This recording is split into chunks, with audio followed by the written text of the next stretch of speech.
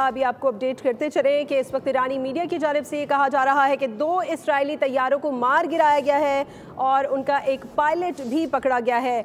आपको इस अहम खबर से आगाह कर रहे हैं कि ईरान की जानिब से इसराइल पर हमला कर दिया गया है। 100 बैलिस्टिक मिसाइल दागे गए हैं और 2 इस्राएली तैयारे भी ईरान की जानिब से मार गिराए गए हैं और इस वक्त आपको ये बताएं कि इनका एक पायलट भी पकड़ा गया है।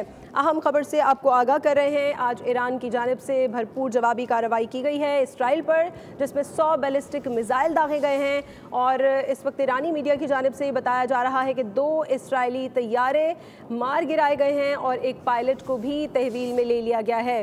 अहम खबर आपको दे रहे हैं, ईरान की जानिब से भरपूर कार्रवाई की जा रही है और आपको ये बताएं कि ईरान ने इसराइल पर बड़ा फ़ज़ाई हमला कर दिया है। आपको ये बताएं कि 2 इस्राएली तैयारे इस पर मार गिराए गए हैं। ईरानी मीडिया की जानिब से ये बताया जा रहा है कि इसराइल के 2 तैयारे भी ईरान की जानिब से मार गिराए गए हैं।